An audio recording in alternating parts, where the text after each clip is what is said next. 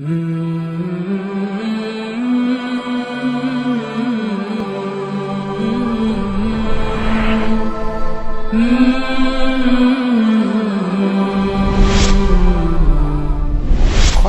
من تعلم القرآن وعلمہ، تم میں سے بہترین وہ ہے جو قرآن سیکھے اور دوسروں کو سکھائے۔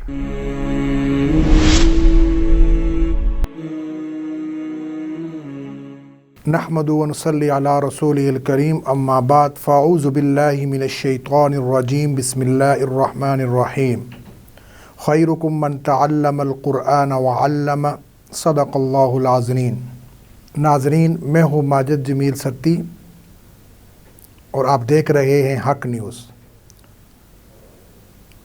پروگرام خلاصہ قرآن میں آج ہم پارہ نمبر 16، پارہ نمبر 17 اور پارہ نمبر 18 کا خلاصہ اور اہم مضامین پیش کریں گے۔ سب سے پہلے پارہ نمبر 16۔ پارہ نمبر 16، اس پارے میں 3 حصے ہیں۔ پہلا حصہ سورہ کہف، دوسرا سورہ مریم مکمل اور تیسرا سورہ طٰہٰ مکمل۔ سورہ کہف کے بقیہ حصے میں 2 باتیں بیان ہوئی ہیں۔ نمبر 1، حضرت موسیٰ علیہ السلام اور خضر علیہ السلام جو 15ویں پارے کے آخر سے شروع ہوتا ہے اور 16ویں پارے کے ابتدا میں وہی قصہ چل رہا ہوتا ہے، ان کا قصہ بیان ہوا ہے۔ دوسرا ذوالقرنین کا قصہ، حضرت موسیٰ علیہ السلام اور خضر علیہ السلام کا قصہ۔ حضرت موسیٰ علیہ السلام کو جب اللہ تعالیٰ کی طرف سے یہ اطلاع دی گئی کہ سمندر کے کنارے ایک ایسے صاحب رہتے ہیں جن کے پاس ایسا علم ہے جو آپ کے پاس نہیں ہے، تو آپ ان کی تلاش میں لگ گئے اور ان کی تلاش شروع کر دی۔ چلتے چلتے آپ سمندر کے کنارے پہنچ گئے۔ یہاں آپ کی ملاقات حضرت خضر علیہ السلام سے ہوئی اور آپ نے ان کے ساتھ رہنے کی اجازت چاہی۔ انہوں نے اس شرط کے ساتھ اجازت دی کہ آپ کوئی سوال نہیں کریں گے۔ پھر 3 عجیب واقعات پیش آئے۔ پہلے واقعے میں حضرت خضر علیہ السلام نے اس کشتی کے تختے کو توڑ ڈالا جس کے مالکان نے انہیں کرائے لیے بغیر کشتی پر سوار کیا تھا۔ دوسرے واقعے میں ایک معصوم بچے کو قتل کر دیا، اور تیسرے واقعے میں ایک ایسے گاؤں میں گرتی ہوئی دیوار کی تعمیر شروع کر دی کہ جس گاؤں کے لوگوں نے ان کے ساتھ اچھا سلوک نہیں کیا تھا، کھانا تک نہیں پوچھا۔ حضرت موسیٰ علیہ السلام تینوں مواقع پر خاموش نہ رہ پائے اور پوچھ بیٹھے کہ آپ نے ایسا کیوں کیا۔ تیسرے سوال کے بعد حضرت خضر علیہ السلام نے جدائی کا اعلان کر دیا حضرت موسیٰ علیہ السلام سے کہ اب آپ میرے ساتھ نہیں رہ سکتے، نہیں چل سکتے آپ میرے ساتھ۔ البتہ تینوں واقعات کی جو حکمتیں تھیں وہ بیان کر دیں۔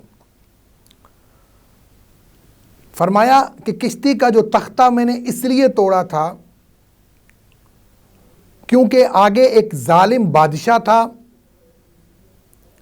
اور اس کے کارندے کھڑے تھے اور جو نئی کشتی ہوتی تھی اس کو قبضہ کر لیتے تھے، تو میں نے اس کو نقص ڈال دیا تاکہ اس ظالم بادشاہ کے کارندوں سے یہ بچ جائے۔ دوسرا جو معصوم بچے کو میں نے قتل کیا، اس کو اس وجہ سے قتل کیا کہ وہ بڑا ہو کر اپنے جو والدین ہیں ان کی نافرمانی کرتا اور ان کو کفر تک لے جاتا۔ اور تیسرا جو وہ گرتی ہوئی دیوار کو میں نے تعمیر کی، وہ اس وجہ سے کی کہ وہ جو 2 بچے تھے جن کی وہ دیوار تھی وہ غریب تھے، یتیم تھے، اس کے نیچے بہت بڑا خزانہ تھا. اگر میں اس کو تعمیر نہ کرتا تو جو اس علاقے کے لوگ وہ خزانہ، ان جو یتیموں کا جو خزانہ تھا وہ اپنے پاس رکھ لیتے. اس سے ان 2 یتیم بچوں کا نقصان ہوتا. اس لیے میں نے وہ جو دیوار ہے اس کی تعمیر کی. پہلا جو قصہ جو کہ 15 سپارے کے آخر سے شروع ہوا تھا، حضرت موسیٰ علیہ السلام، حضرت خضر علیہ السلام کا قصہ، وہ یہ ہے. اب آگے دوسرا قصہ ذوالقرنین کا قصہ ہے، جو کہ سورہ کہف کے آخر میں جس کو بیان کیا گیا ہے. ذوالقرنین کا حصہ یہ بڑا زبردست وسائل والا بادشاہ تھا. اس کا گزر ایک قوم پر ہوا جو ایک دوسری وحشی قوم کے ظلم کا نشانہ بنی ہوئی تھی، جسے قرآن نے یاجوج اور ماجوج کا نام دیا ہے. ذوالقرنین نے یاجوج ماجوج پر دیوار چن دی اور اب وہ قریب قیامت میں ہی ظاہر ہوں گے. تو اس طریقے سے سورۃ کہف کا جو بقیہ حصہ تھا وہ اس کے جو اہم مضامین اور خلاصہ تھا وہ میں نے آپ کے سامنے بیان کی. اب 16ویں سپارے میں جو دوسری صورت ہے سورہ مریم، اس میں تقریباً 11 انبیاء علیہ السلام ہیں جن کا تذکرہ آیا ہے. 3 انبیاء کرام علیہم السلام کا تذکرہ تفصیلی ہے. حضرت یحییٰ علیہ السلام کی ولادت اللہ تعالیٰ نے زکریا علیہ السلام اور ان کی اہلیہ کو بڑھاپے میں بیٹا عطا فرمایا، جس کو نبوت بھی ملی. اور دوسرے نمبر پر حضرت عیسیٰ علیہ السلام کی ولادت، اور تیسرے نمبر پر حضرت ابراہیم علیہ السلام کی اپنے والد کو دعوت کہ شرک نہ کرو، بت پرستی چھوڑ دو. یہ جو دعوت ہے اس کا ذکر آیا ہے. باقی 8 جو انبیاء ہیں، باقی جو 8 جو انبیاء ہیں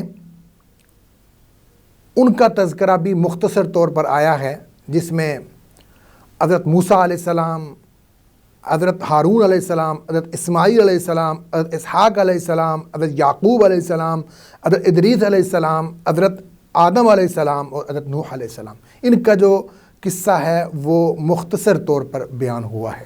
سورۃ طٰہٰ میں 3 باتیں بیان ہوئی ہیں اور وہ یہ ہیں. نمبر 1 تسلی رسول، نمبر 2 حضرت موسیٰ علیہ السلام کا قصہ، اور نمبر 3 حضرت آدم علیہ السلام کا قصہ. تسلی رسول، حضور صلی اللہ علیہ وسلم قرآن کی تلاوت اور دعوت دونوں میں بے پناہ مشقت اٹھاتے تھے. راتوں کو نماز میں اتنی طویل قرات فرماتے کہ پاؤں مبارک میں ورم آ جاتا. پھر انسانوں تک قرآن کے ابلاغ اور دعوت کے لیے بہت فکر مند رہتے تھے. جب کوئی اس دعوت پر کان نہ دھرتا تو آپ کو بے پناہ غم ہوتا، دکھ ہوتا. اس لیے رب کریم نے کئی مقامات پر آپ کو تسلی دی اور یہاں بھی یہی سمجھایا کہ آپ اپنے آپ کو زیادہ مشقت میں نہ ڈالیں. اس قرآن سے ہر کسی کا دل نہیں بدلتا، یہ تو صرف اس شخص کے لیے نصیحت ہے جو دل میں اللہ کا خوف اور ڈر رکھتا ہو. حضرت موسیٰ علیہ السلام کا قصہ. حضرت موسیٰ علیہ السلام کے جو حالات ہیں وہ یہاں پر بیان ہوئے ہیں اور ان کو بڑی تفصیل کے ساتھ بیان ہوا ہے. ان کی پرورش ہوئی اور جب پرورش ہوئی تو ان کو ماں نے ان کو ایک تابوت کے اندر بند کر کے جو ہے ایک پانی میں ڈالا، اور پھر فرعون کے گھر میں ہی ان کی پرورش کا ہونا، اور پھر یہ تمام تر واقعات کو تفصیل سے سورۃ طٰہٰ میں جو ہے وہ ذکر کیا گیا ہے. تیسرے نمبر پر آدم علیہ السلام کا قصہ. آدم علیہ السلام کو پیدا فرما کر مسجود ملائک بنایا، اور پھر سب فرشتوں نے سجدہ کیا مگر شیطان نے نہ کیا. تو یہ تمام تر واقعہ جو ہے وہ بھی سورۃ طٰہٰ میں ذکر ہوا ہے۔ اور پھر شیطان نے انکار کیا اور اس انکار کی وجہ سے وہ ہمیشہ ہمیشہ کے لیے مردود ہو گیا۔ یہ تمام تر قصہ اس سورۃ طٰہٰ کے اندر ذکر ہوا ہے۔ یہ تھے سورۃ طٰہٰ کے جو اہم مضامین ہیں وہ تھے، اور سورۃ طٰہٰ کے اندر جو اہم مضامین اور خلاصہ تھا وہ میں نے آپ لوگوں کے سامنے بیان کیا۔ 17واں پارہ، اس پارے میں 2 حصے ہیں۔ نمبر 1 سورہ انبیاء، نمبر 2 سورہ حج۔ سورہ انبیاء میں 3 باتیں ذکر ہوئی ہیں۔ نمبر 1 قیامت، نمبر 2 رسالت، نمبر 3 توحید۔ قیامت بتایا گیا کہ قیامت کا وقوع اور حساب کا وقت بہت قریب آ گیا ہے، لیکن اس ہولناک دن سے انسان غفلت میں پڑا ہوا ہے۔ نیز قرب قیامت میں یاجوج ماجوج کو کھول دیا جائے گا، اور ان کے حوالے سے تذکرہ اس صورت میں آیا ہے۔ نیز مشرکین اور ان کے جو اصناف قیامت کے دن دوزخ کا ایندھن بنیں گے۔ دوسرے نمبر پر رسالت کے ضمن میں 17 انبیاء علیہ السلام کا تذکرہ 17 سپارے میں سورۃ الانبیاء میں ذکر ہوا ہے۔ اس میں حضرت موسیٰ علیہ السلام، حضرت ہارون علیہ السلام، حضرت ابراہیم علیہ السلام، حضرت لوط علیہ السلام، حضرت اسحاق علیہ السلام، حضرت یعقوب علیہ السلام، حضرت نوح علیہ السلام، حضرت داؤد علیہ السلام، حضرت سلیمان علیہ السلام، حضرت ایوب علیہ السلام، حضرت اسماعیل علیہ السلام، حضرت ادریس علیہ السلام، اور اس طریقے سے اور بہت سے انبیاء کا تذکرہ بھی اس میں آیا ہے۔ ان 17 میں سے کچھ انبیاء کے قصے قدر تفصیل سے بیان ہوئے ہیں، اور باقیوں کا اجمالی طور پر ذکر آیا ہے۔ انبیاء سابقہ کے قصے بیان کرنے کے بعد بتایا گیا کہ محمد صلی اللہ علیہ وسلم دین اور دنیا میں سارے جہانوں کے لیے رحمت بنا کر بھیجے گئے ہیں۔ آپ نے اللہ کا پیغام انسانوں تک پہنچا دیا، مگر جب ہر قسم کے دلائل پیش کرنے کے بعد بھی لوگ نہ سمجھے تو آپ نے اللہ سے دعا کی کہ اسی دعا پر یہ صورت جو ہے وہ کیا ہو گئی، ختم ہو گئی۔ اور وہ دعا یہ ہے، رب احکم بالحق وربنا الرحمن المستعان علی ما تصفون، کہ ہے میرے پروردگار حق کا فیصلہ کر دیجئے، اور ہمارا پروردگار بڑی رحمت والا ہے، اور جو باتیں تم بتاتے ہو ان کے مقابلے میں اسی کی مدد درکار ہے۔ تیسرے نمبر پر توحید کا تذکرہ آیا ہے۔ توحید پر 6 دلائل جو ہے وہ ذکر ہوئے ہیں۔ نمبر 1 آسمان اور زمین دونوں ملے ہوئے تھے، ہم نے دونوں کو جدا جدا کر دیا۔ ہم نے ہر جاندار چیز کو پانی سے بنایا۔ ہم نے زمین میں پہاڑ بنائے تاکہ لوگوں کے بوجھ سے زمین ہلنے نہ لگے۔ ہم نے زمین میں کشادہ راستے بنائے تاکہ لوگ ان پر چلیں۔ ہم نے آسمان کو محفوظ چھت بنایا۔ رات دن سورج اور چاند کا نظام بنایا۔ ہر ایک اپنے اپنے مدار میں چل رہا ہے، اپنے اپنے رفتار سے گھوم رہا ہے، نہ ان میں ٹکراؤ پیدا ہوتا ہے اور نہ ہی وہ خلط ملط ہو جاتے ہیں۔ اس کے بعد سورہ حج میں 6 باتیں بیان ہوئی ہیں۔ نمبر 1 قیامت کی ہولناکیوں کا تذکرہ ہے، یا ایھا الناس اتقوا ربکم ان زلزلۃ الساعۃ شیء عظیم۔ اور نمبر 2 تخلیق انسان کے جو 7 مراحل ہیں وہ بیان ہوئے ہیں، مٹی، منی، خون کا لوتھڑا، بوٹی، بچہ، جوان، بوڑھا۔ مذاہب کے لحاظ سے جو 6 گروہ ہیں ان کا تذکرہ آیا ہے۔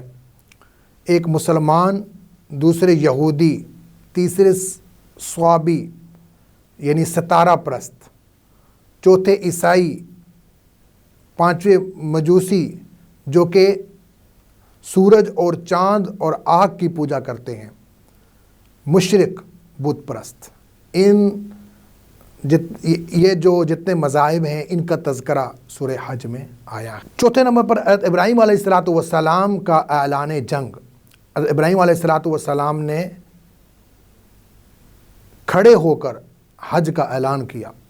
یہ اعلان اللہ تعالیٰ نے اپنی قدرت سے زمین و آسمان میں رہنے والوں تک پہنچا دیا۔ پانچویں نمبر پر مؤمنین کی 4 صفات یہاں پر بیان ہوئی ہیں کہ اللہ کا خوف ہو، مصائب پر صبر ہو، نماز کی پابندی ہو اور نیک مصارف میں خرچ کرنا ہو۔ اور چھٹے نمبر پر کچھ دیگر احکامات بیان ہوئے ہیں جن میں مثلاً مناسک حج، اسی طریقے سے اقامت الصلاۃ، ادائیگی زکوٰۃ، جانوروں کی قربانی اور جہاد کا تذکرہ سورہ حج میں آیا ہے۔ یوں 17 سپارے کے جو اہم مضامین اور خلاصہ میں نے آپ لوگوں کے سامنے بیان کر دیا ہے۔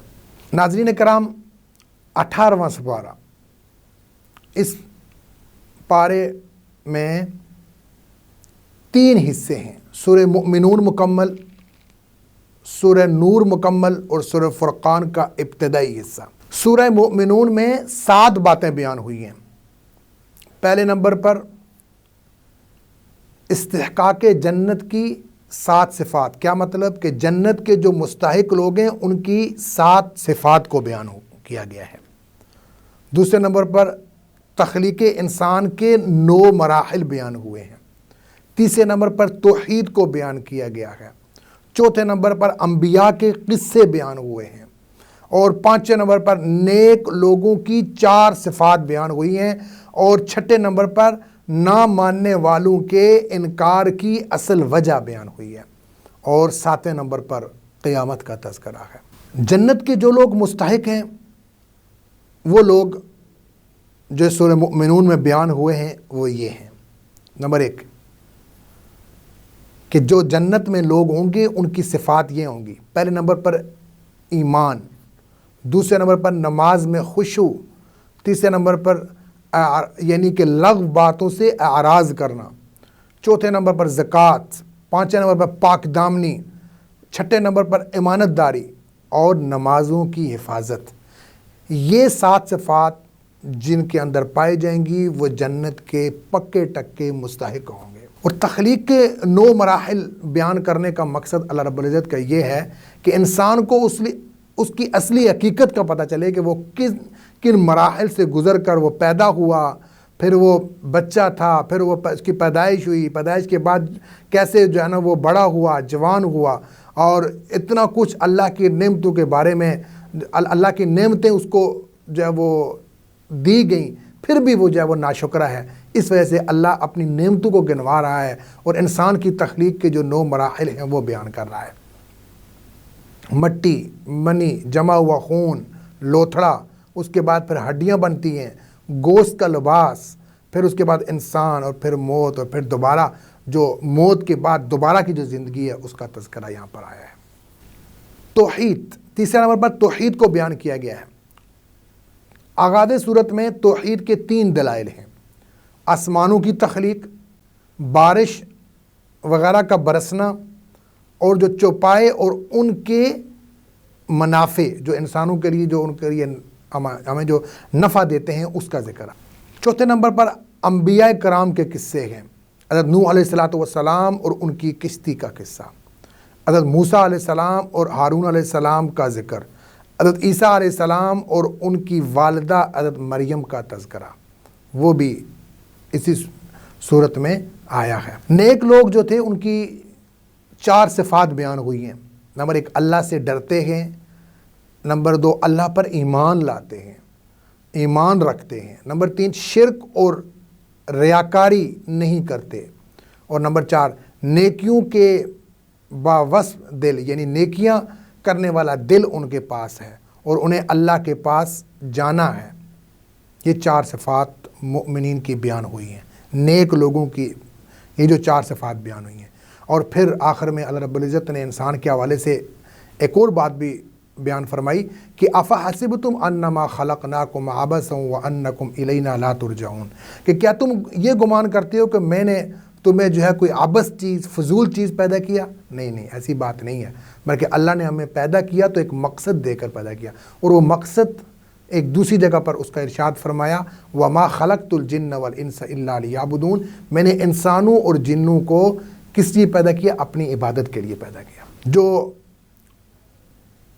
چھٹے نمبر پر نہ ماننے والوں کے انکار کی اصل وجہ بیان ہوئی ہے کہ ان کے انکار کرنے اور جھٹلانے کی نہ یہ وجہ ہے کہ آپ کوئی ایسی نئی بات لے کر آئے ہیں جو پچھلے انبیاء لے کر نہ آئے ہوں، نہ آپ کے اعلیٰ اخلاق ان لوگوں سے پوشیدہ ہیں، اور نہ یہ سچ مچ آپ کو معاذ اللہ مجنون سمجھتے ہیں، اور نہ ان کے انکار کی یہ وجہ ہے کہ آپ ان سے معاوضہ مانگ رہے ہیں۔ اصل وجہ اس کے برعکس یہ ہے کہ حق کی جو بات آپ لے کر آئے ہیں وہ ان کی خواہشات کے خلاف ہے، اس لیے یہ اسے جھٹلاتے ہیں اور مختلف بہانے کر رہے ہیں۔ 7 نمبر پر قیامت کا تذکرہ آیا ہے کہ روز قیامت جس کے اعمال کا ترازو وزنی ہوگا وہ کامیاب ہو جائے گا، اور جس کے اعمال کا ترازو جو ہے وہ ہلکا ہوگا وہ ناکام ہو جائے گا۔ پھر دوسرا جو سورہ نور، اس بارے میں سورۃ نور بھی ہے، اس میں 2 باتیں بیان ہوئی ہیں، 16 احکام اور آداب بیان ہوئے ہیں، اور اہل حق اور اہل باطل کی 3 مثالیں یہاں پر بیان ہوئی ہیں۔ 16 احکام اور آداب: زانی اور زانیہ کی سزا 100 کوڑے ہیں، احادیث سے ثابت ہے کہ یہ حکم غیر شادی شدہ کے لیے ہے۔ بدکار مرد کو نکاح کے لیے پسند کرنا مسلمانوں پر کیا ہے؟ حرام ہے۔ عاقل بالغ پاک دامن مرد یا عورت پر بغیر گواہوں کے زنا کی تہمت لگانے والے کی سزا 80 کوڑے ہے۔ میاں بیوی کے لیے بجائے گواہوں کے لعان کا حکم ہے، اور جب سیدہ عائشہ رضی اللہ تعالی عنہا پر بعض منافقین نے بہتان لگایا جو کہ بہت بڑا بہتان تھا، تو مسلمانوں کے روحانی ماں پر لگایا گیا تھا، تو اللہ تعالیٰ نے 10 آیات میں اس واقعے کا ذکر فرمایا۔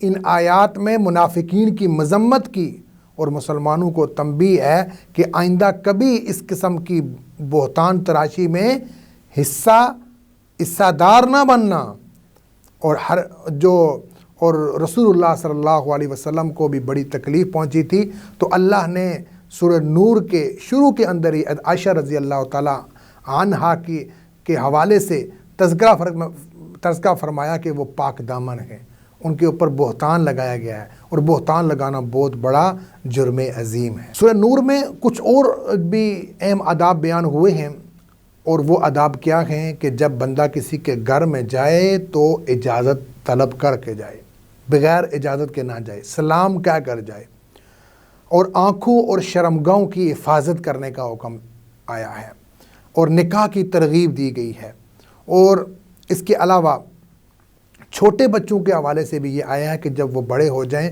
تو وہ اپنے گھر میں بھی اگر جائیں تو باقاعدہ طور پر سلام کہہ کر اجازت لے کر گھر کے اندر داخل ہوں۔ تو یہ جو آداب ہیں وہ جو سورہ نور ہے اس کے اندر جو ہے وہ بیان ہوئے ہیں، اور ہمیں اخلاقی لحاظ سے بہت ساری ایسی چیزیں اس صورت کے اندر بیان ہوئی ہیں کہ جو کہ ہمارے لیے بہت ضروری ہے ان کے اوپر عمل کرنا۔ دوسرے نمبر پر اہل حق اور اہل باطل کی 3 مثالیں بیان ہوئی ہیں۔ پہلی مثال میں مومن کے دل کے نور کو اس چراغ کے نور کے ساتھ تشبیہ دی ہے جو صاف شفاف شیشے سے بنی ہوئی کسی قندیل میں ہو، اور اس قندیل کو کسی تاقچے میں رکھ دیا جائے تاکہ اس کا نور معین جہت ہی میں رہے جہاں اس کی ضرورت ہے۔ اس چراغ میں جو تیل استعمال ہوا ہے وہ تیل زیتون کے مخصوص درخت سے حاصل شدہ ہے۔ اس تیل میں ایسی چمک ہے کہ بغیر آگ دکھائے ہی چمکتا دکھائی دیتا ہے۔ یہی حال مومن کے دل کا ہے کہ وہ حصول علم سے قبل ہی ہدایت پر عمل پیرا ہوتا ہے، پھر جب علم آ جائے تو نور علی نور کی صورت ہو جاتی ہے۔ دوسری مثال اہل باطل کے اعمال کی ہے جنہیں وہ اچھا سمجھتے تھے۔ فرمایا کہ ان کی مثال ایسے سراب جیسی ہے جیسے پیاسا شخص دور سے سراب میں جو ہے نا کو پانی سمجھ بیٹھتا ہے، لیکن جب قریب آتا ہے تو وہاں پر پانی نہیں ہوتا، یعنی کہ یہ نظر کا ایک دھوکہ ہے۔ اور تیسری مثال ان عقائد کو سمندر کی تہ بتہ تاریکیوں کے ساتھ تشبیہ دی ہے، جہاں انسان کو اور اپنا ہاتھ تک دکھائی نہیں دیتا۔ یہی حال کافر کا ہے جو کفر اور ضلالت کی تاریکیوں میں سرگرداں ہیں۔ اب سورہ فرقان کا ابتدائی حصہ 18ویں سپارے کے آخر میں آتا ہے۔ اس میں توحید بیان ہوئی ہے، قرآن کی حقانیت بیان ہوئی ہے، رسالت بیان ہوئی ہے، اور قیامت کا تذکرہ بھی آیا ہے۔ یہ تھے پارہ نمبر 18 کے جو اہم مضامین اور خلاصہ جو آپ لوگوں کے سامنے پیش کیا۔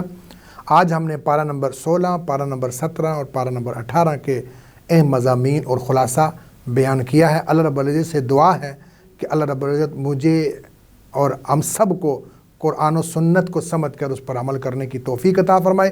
وآخر دعوانا ان الحمد للہ رب العالمین۔